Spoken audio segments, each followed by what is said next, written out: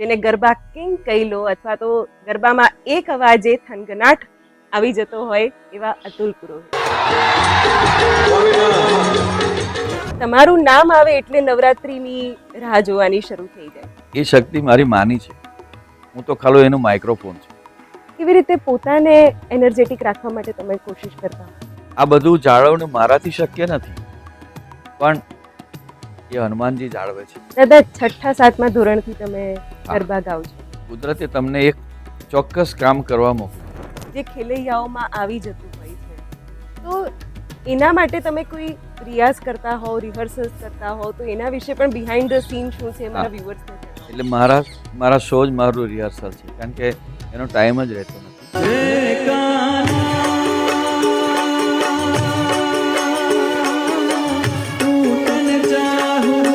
દાદા, તમે ના ગાઓ ને એ કલ્પના કરવી પણ કદાચ એ મનને ભારે કરી નાખશે. મારી તો એ જ મહેચ્છા છે મા પાસે કે હું ગાતો ગાતો તારી પાસે આવી જાઉં.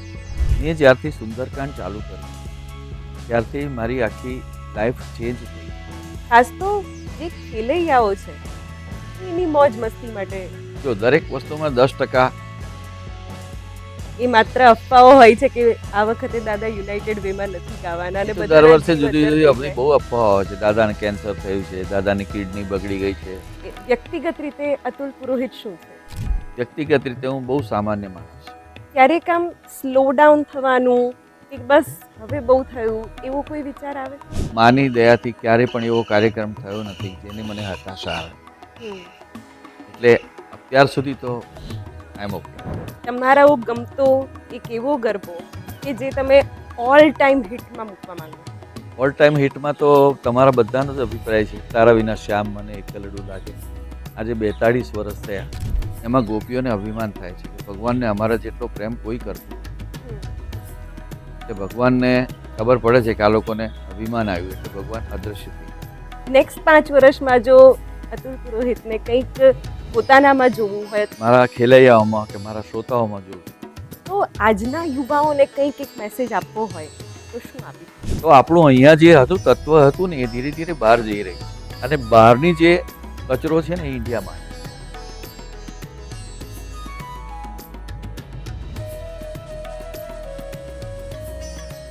આ ફ્રેમ જોઈને કદાચ ગરબાના જેટલા પણ પ્રેમીઓ છે, ચાહકો છે, એને મારે વધારે કંઈ કહેવું નહીં પડે, કારણ કે આજનો જે સંવાદ છે એ ગરબા પ્રેમીઓને, ગરબા ચાહકોને આધ્યાત્મક જે વાતો સમજે છે એ તમામ માટે એટલો જ ખાસ રહેવાનો છે. મારી સાથે હાજર છે જેને ગરબા કિંગ કહી લો અથવા તો ગરબામાં એક અવાજે થનગનાટ આવી જતો હોય એવા અતુલ પુરોહિત. અતુલ દાદા, જય સિયારામ. જય સિયારામ. દાદા, સૌથી પહેલા તો તમારું જે સહજ વ્યક્તિત્વ છે, મેં તો એવું વિચાર્યું હતું કે ઓછામાં ઓછી ફોર્ચ્યુનરમાં એન્ટ્રી હશે, પણ તમે 2 વ્હીલરમાં આવો છો, સહજ રીતે બધાને મળો છો. શું વ્યક્તિત્વ છે આ? હું જમીન પર રહેવામાં માનું છું. કુદરતે તમને કોઈ શક્તિ આપી, કોઈ વિશેષ ભેટ આપી હોય તો એને બધામાં વહેંચવી અને એનાથી જમીન પર રહેવું, મતલબ એનો કોઈ મતલબ નથી. હું આમ આવું તમને 2-4 કલાક રોકાઈ રાખું પછી મને એવું નથી. આપણે સહજ રહેવામાં માનીએ. હું આ પોડકાસ્ટ જે કરતી હોઉં છું એમાં હું વ્યક્તિત્વને સમજવાની કોશિશ કરતી હોઉં છું. ઘણી બધી ક્યુરિયોસિટી મારા મગજમાં હોય. હું વર્ષોથી યુનાઇટેડ વે આવતી હતી, પછી અમદાવાદ શિફ્ટ થઈ. મને હંમેશા ક્યુરિયોસિટી રહેતી હતી કે આ રણકો ક્યાંથી આવતો હતો. હું પણ તમારા ગરબાના તાલે વર્ષોથી ઝૂમતી હતી, પછી હું અમદાવાદમાં શિફ્ટ થઈ, પણ હું પાક્કી બરોડિયન છું. અને તમારું નામ આવે એટલે નવરાત્રીની રાહ જોવાની શરૂ થઈ જાય. તો મને એ સમજવું છે કે એ કયો ઇનર પાવર છે, એ કઈ શક્તિ છે જે આટલા લોકોને ગરબાના તાલે ઝૂમવા માટે મજબૂર કરી દે છે? એ શક્તિ તમે અહીંયા બેઠા છો ને, તમારી પાછળ જ છે. એટલે એ શક્તિ મારી માની છે. હું તો ખાલી એનું માઇક્રોફોન છું. અને મારો અવાજ નથી, એ મારી માનો અવાજ છે. અને માનો અવાજ કોઈ પણ છોકરાને એટ્રેક્ટ કરે જ. છોકરાઓ એટલે એટ્રેક્ટ થાય છે કે એમને એમની માનો અવાજ સાંભળવા મળે મારા દ્વારા. હું માધ્યમ છું ચોક્કસ, પણ ખરો પ્રભાવ ને ખરું એટ્રેક્શન તો મારી માના અવાજ.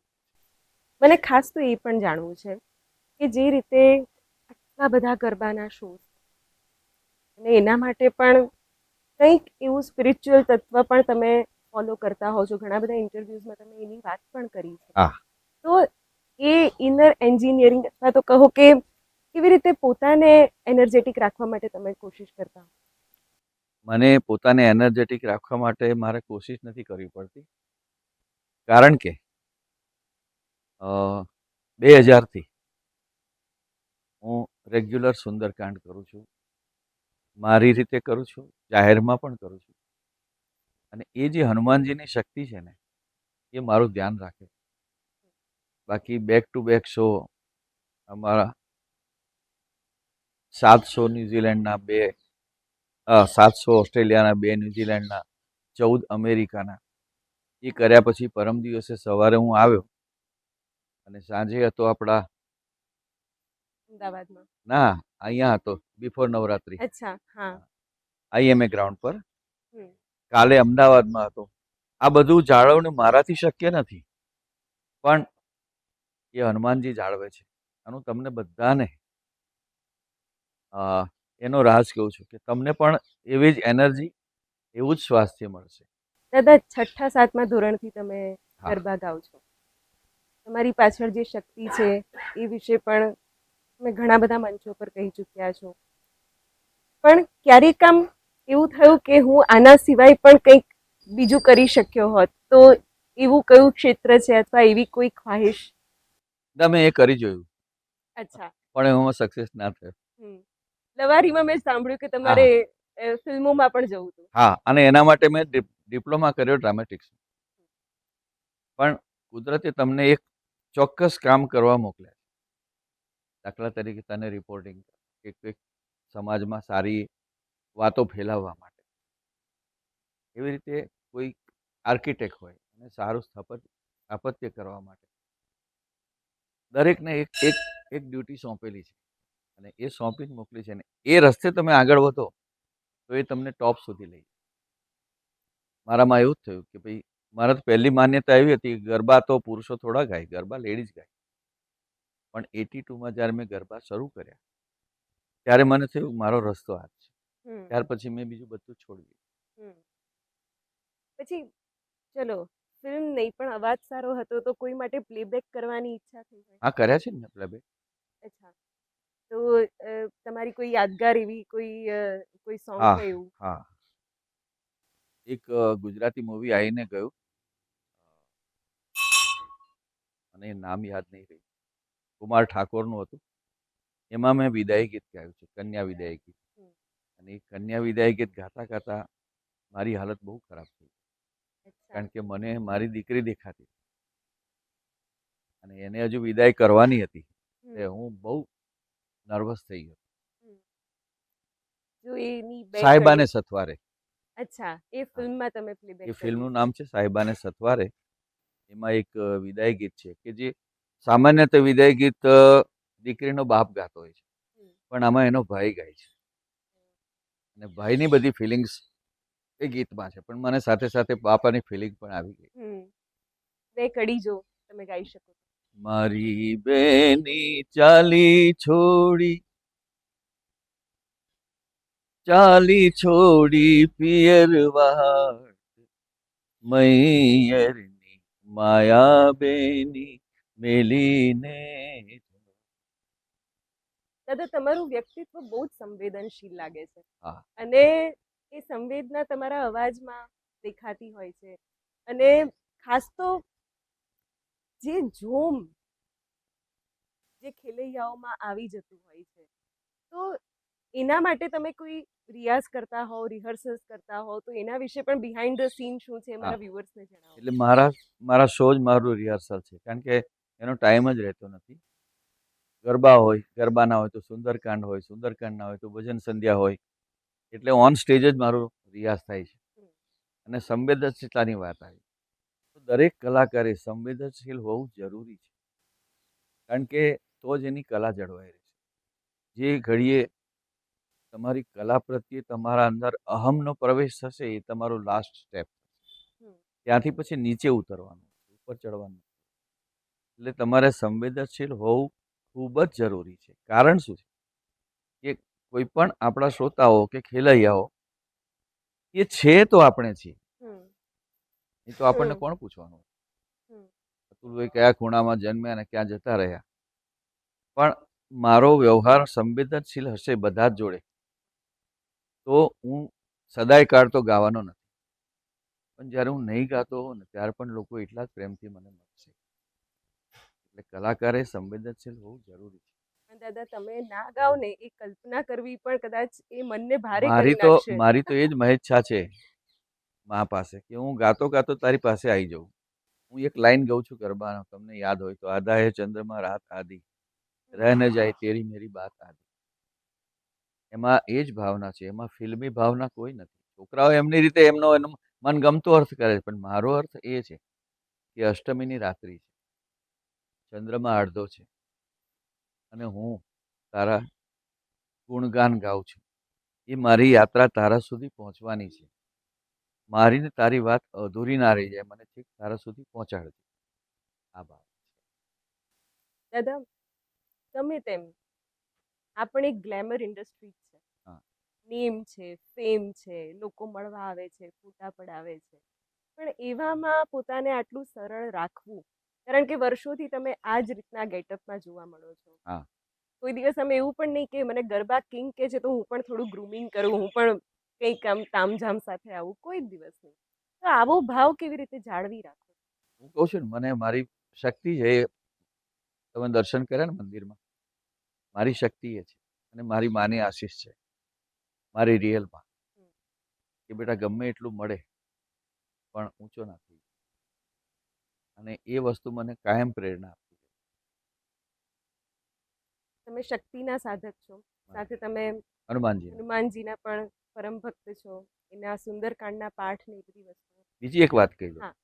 કે જ્યાં સુધી હું ગરબા ગાતો હતો ત્યાં સુધી માં બહુ રાજી નહોતી થતી. હા, પણ કેવું કે હાથ આખો નથી કરતી, આમ જ કરતી હતી. પણ કોઈ પણ માં હોય ને, ચાહે મનુષ્ય હોય કે દેવ હોય કે ગમે તે મહાદેવ હોય, કોઈ પણ માં એના તમે વખાણ કરો ને તો એ બહુ ખુશ નથી. પણ જય શ્રી રામ, પણ એના દીકરાના તમે વખાણ કરશો ને તો એ માં તમને અઢળક આપી દે. મેં જ્યારથી સુંદરકાંડ ચાલુ કર્યો ત્યારથી મારી આખી લાઈફ ચેન્જ થઈ ગઈ.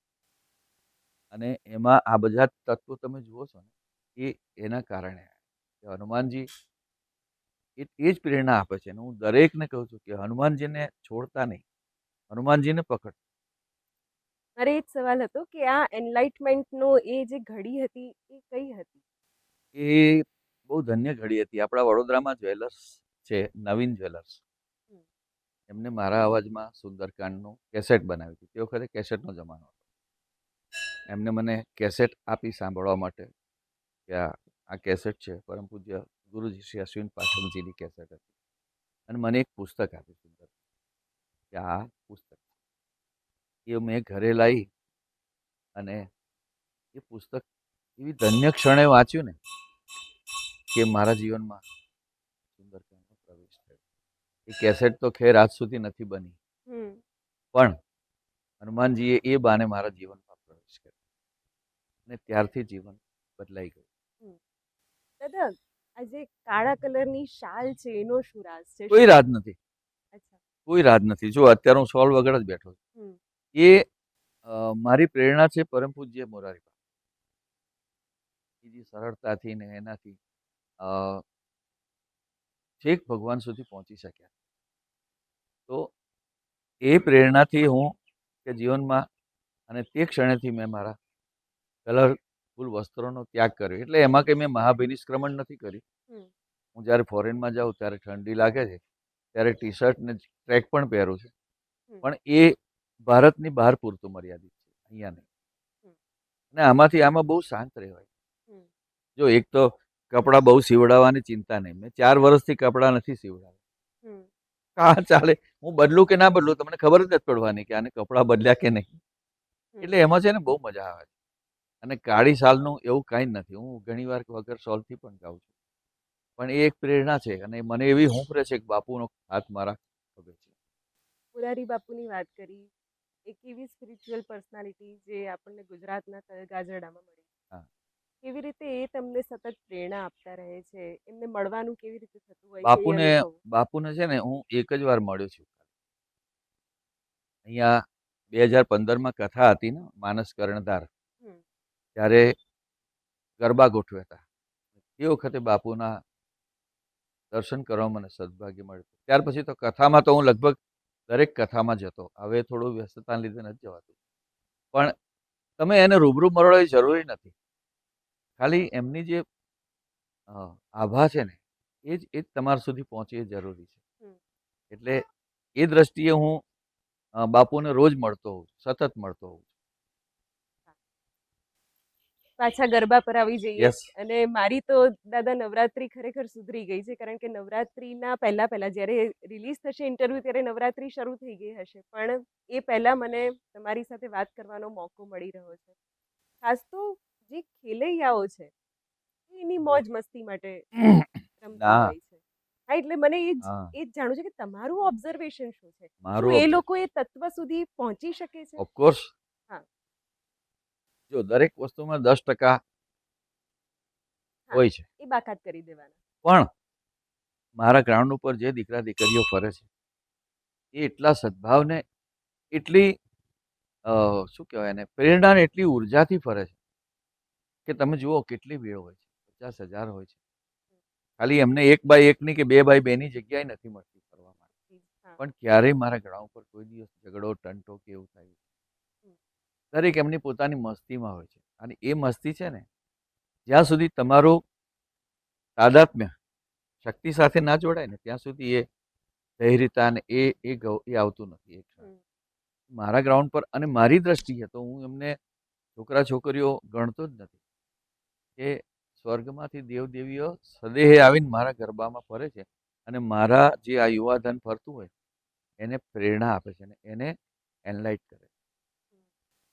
તો દાદા આ બધું કોમર્શિયલાઇઝેશન થતું હોય, ફાઇનાન્સીસ જોવાતા હશે, કેટલો નફો થયો, કેટલા માઇનસમાં કેટલા પ્લસમાં, એવી રીતે ગરબા આયોજકો વાત કરતા હોય છે, તો ક્યાંક એ વસ્તુ અંદરથી ખલેલ પહોંચાડે? એટલીસ્ટ યુનાઇટેડ વે માટે એવું નથી. હમ.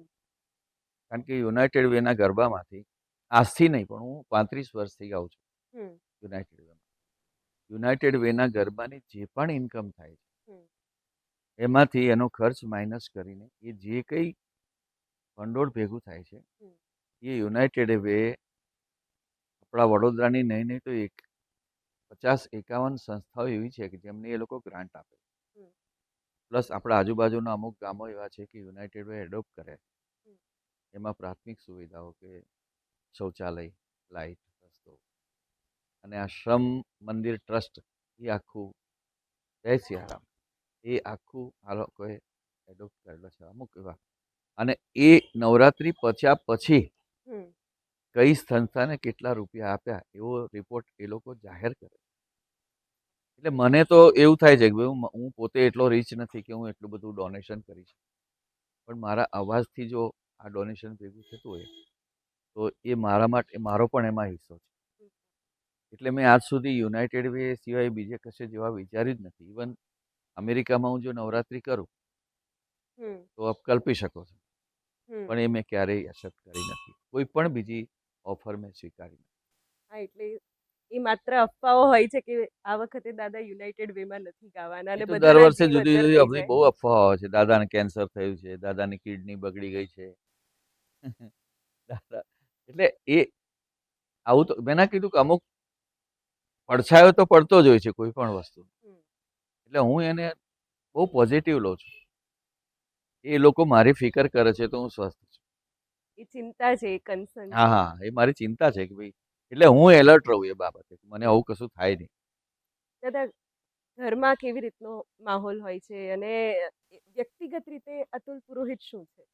વ્યક્તિગત રીતે હું બહુ સામાન્ય માણસ છું. ફેમિલી હા, સાથે મારા છોકરાઓનો બાપ છું. મારી પત્નીનો પતિ છું. અને અમારા ઘરમાં મારા ગ્રાન્ડ ડોટર્સ 2 છે. મારા દીકરાની દીકરીઓ. એટલે મારું વિશ્વ છે. અને બીજું મારું શિષ્ય છે મારું મંદિર. એટલે સામાન્ય દિવસોમાં હું તમને સવારે વહેલી સવાર અર્લી મોર્નિંગથી બપોરના 12 સુધી અહીંયા જ મળું. સાંજે જો કાર્યક્રમ ના હોય તો 5 વાગ્યાથી 8 વાગ્યા સુધી હું અહીંયા જ હોઉં. ઘરે હું પેઇંગ ગેસ્ટ છું. અચ્છા. અને તમે નહીં માનો, મેં 4 મહિનાથી સિટી જોયું નથી, સિટીમાં ગયો નથી. 4-5 મહિના થઈ ગયા. હમ. કારણ કે ક્યાં જવાનું હવે, એટલે હું બહુ સામાન્ય માણસ. લાઈફમાં કોઈ એવો પોઈન્ટ આવે છે અત્યારે અતિ વ્યસ્ત રહો છો અને હવે તો એક કહેવાય ને સેલ્ફ એક્ચ્યુઅલાઇઝેશન પોઈન્ટ ઉપર તમે આવી ગયા છો કે ના બસ હા. આનાથી વિશેષ તો શું હોય, કંઈ નહીં. તો ક્યારેક આમ સ્લો ડાઉન થવાનું કે બસ હવે બહુ થયું એવો કોઈ વિચાર આવે? હજી સુધી તો નથી આવ્યો. કારણ કે મારું ગાવું એ મારી એનર્જી છે. જો હું ગાતો બંધ થઉં ને તો પછી જય સિયારામ. એટલે હજી સુધી, અને બીજું એવું મને કોઈ નર્વસનેસ પણ નથી આવી, અને માની દયાથી ક્યારેય પણ એવો કાર્યક્રમ થયો નથી જેની મને હતાશા આવે. હમ. એટલે અત્યાર સુધી તો આઈ એમ ઓકે.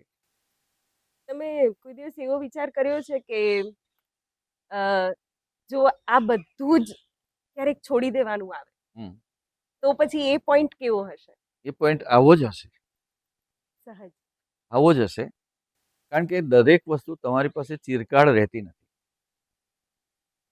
ક્યારેક તો તમારે એનાથી, ઇવન આપણું જીવન જ લઈ લો ને, અચાનક એક્ઝિટ લઈ લેવી પડે. એટલે તે ઘડીએ પણ હું આવો જ સ્વસ્થ હોઈશ. હા, ગાવાનું બંધ થાય તો હું હલવાઈ જઉં ચોક્કસ. આશા ત્યારે આવશે મને, પણ તે વખતે તમારા બધાનો પ્રેમ હશે મારી સાથે. કારણ કે મેં આજ સુધી કોઈ સાથે ગેરવર્તન કર્યું નથી. એ નાનામાં નાનો માણસ હોય તો કામ. એટલે તમારો બધાનો સાથ હશે, મારા દીકરા દીકરીઓનો. આમ નવરાત્રી ગયા પછી પણ એ લોકો મને ફોન કરીને કહે છે કે દાદા એકવાર બોલો ને, વાહ બેટા. બસ એ મને એમાંથી બહાર કાઢી છે. તમારો ગમતો એક એવો ગરબો કે જે તમે ઓલ ટાઈમ હિટમાં મૂકવા માંગો? ઓલ ટાઈમ હિટમાં તો તમારા બધાનો જ અભિપ્રાય છે, તારા વિના શ્યામ મને એકલડું લાગે. આજે 42 વર્ષ થયા એની રચના થઈ, 42 વર્ષ થયા. પણ એ પણ તારા વિના દિલ શ્યામ તોડે. પાછળ પણ બહુ મોટી એક કથા છે. તારા વિના શ્યામ પાછળ ઘણા બધા લોકો એવો દાવો પણ કર્યો કે આ મારો ગરબો છે, આ મારો ગરબો છે. એકચ્યુઅલી શું છે? એકચ્યુઅલી એ ગરબો કોઈનો છે જ નહીં. અમે 5 મિત્રો, એની રચના અમારા ગ્રુપના વિનોદ આયંગર, એની ટ્યુન બનાવી વાયોલિન પર. આહિર બહેરો રાગમાં એની ટ્યુન છે. એની ટ્યુન બનાવી. અમારી બધાની એક એક લાઈન છે. મારી 4-5 લાઈન મારી છે, 1-2 લાઈન રાહુલ તિવારી છોકરો હતો એની છે, 1-2 લાઈન કૌશિકની છે. એટલે એમાં મેં કોઈ દિવસ દાવો નથી કર્યો કે આ મારું છે. હા, મેં ગાયું છે ચોક્કસ સૌ પ્રથમ. એ દ્રષ્ટિએ તમે એને મારો ગરબો કહી શકો. બાકી એક સહિયારું સર્જન છે, અને એટલે જ આજ સુધી છે ને એ ચિરંતન રહ્યો. મેં જ્યારે પહેલી ભાગવત કથા કરી ત્યારે દસમ સ્કંદમાં ભગવાનની રાસલીલા આવે છે, અને એમાં ગોપીઓને અભિમાન થાય છે કે ભગવાનને અમારા જેટલો પ્રેમ કોઈ કરતું નથી. એટલે ભગવાનને ખબર પડે છે કે આ લોકોને અભિમાન આવ્યું, એટલે ભગવાન અદૃશ્ય થઈ જાય. એટલે એ ગોપી ગીત જે છે ભગવાનને ફરી મેળવવા માટેનું,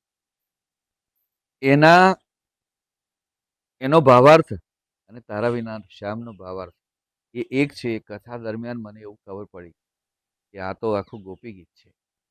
અને મજાની વાત એ છે કે એનો એક એક અંતરો એને એક એક શ્લોક સાથે મેચ થાય.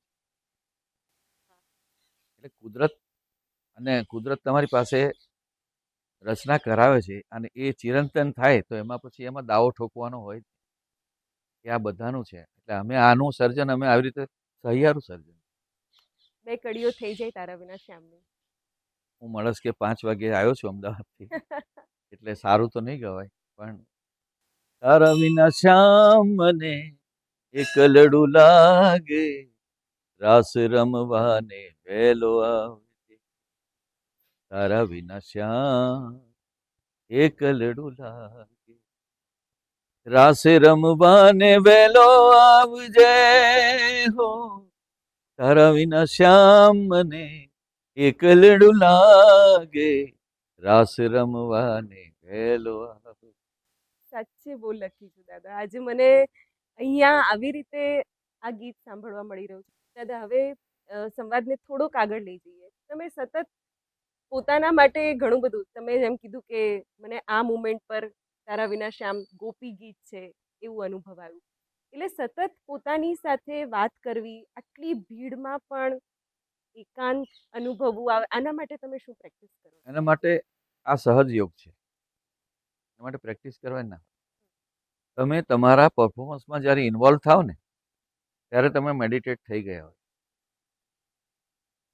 કે આમ શું થાય છે, આમ શું થાય છે, એ જોતા હું ગાઈશ ને તો હું મેડિટેટ નહીં કરી શકું. પણ મારો તાર જો ઉપર લાગી જશે ગાતા ગાતા તો હું તો સંમોહિત થઈ જ જઈશ. મેડિટેશન મને તો થઈ જ જશે, પણ જે ફરતા હશે ને એને પણ મેડિટેશન. એટલે મેડિટેશન કરવાનું હોતું નથી, થાય છે. વાહ. ગાતા ગાતા પણ તમે મેડિટેશન કરી શકો. હું સુંદરકાંડ એ અમારું સક્રિય ધ્યાન છે.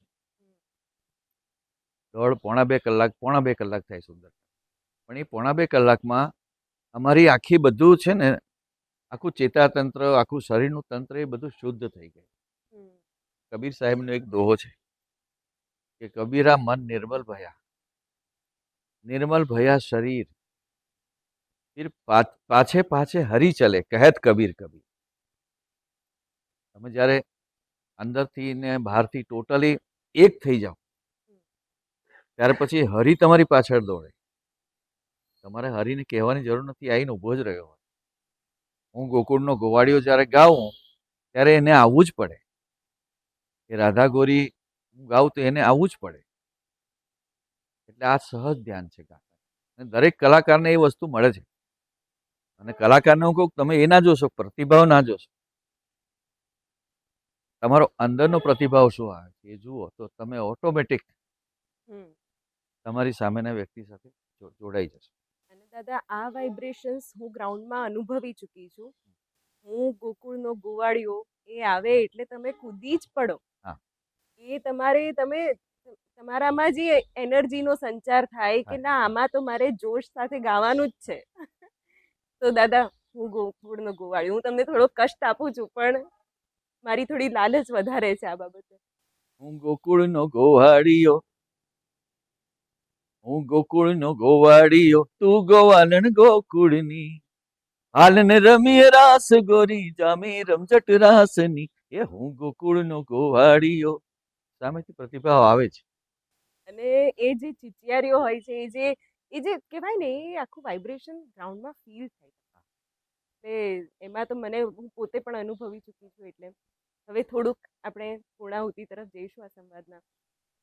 મને તો મેં ઘણું બધું વાંચ્યું તમારા વિશે, ઘણા બધા ઇન્ટરવ્યૂઝ જોયા, પણ મને તમારી સાલસતા અને શાલીનતા બહુ જ ગમી. અને સૌથી વધારે તમે એને ટકાવી રાખી છે. એવું નહીં કે મારા ઇન્ટરવ્યુમાં તમે કંઈક અલગ હો, બીજી જગ્યાએ કંઈક અલગ હો. અને એને કેવી રીતે હવે નેક્સ્ટ 5 વર્ષમાં જો અતુલ પુરોહિતને કંઈક પોતાનામાં જોવું હોય અથવા પોતાને ક્યાંક જોવા હોય તો એ ક્યાં હોય? મેં પહેલી જ કીધું કે હું મારામાં મને મારી જાતને મારા ખેલૈયાઓમાં કે મારા શ્રોતાઓમાં જોઉં છું. એટલે મને એમાં મારું દર્શન થઈ જાય છે વેર એમ આઈ.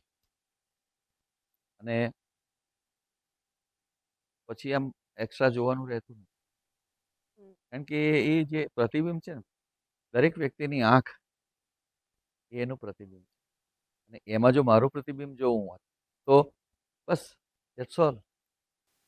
દાદા ભલે ઉંમરમાં ઘણા તમે વડીલ છો પણ તોય તમે યુથ આઇકોન છો. અને યુવાઓ તમારી ઘણી બધી વાતોને ફોલો પણ કરે છે અને તમે એટલે એમના માટે કંઈક વાત છે. તો આજના યુવાઓને કંઈક એક મેસેજ આપવો હોય તો શું આપી? હું દરેક જગ્યાએ છોકરાઓને એક જ મેસેજ આપું છું કે તમે બધા જ તહેવાર કરજો.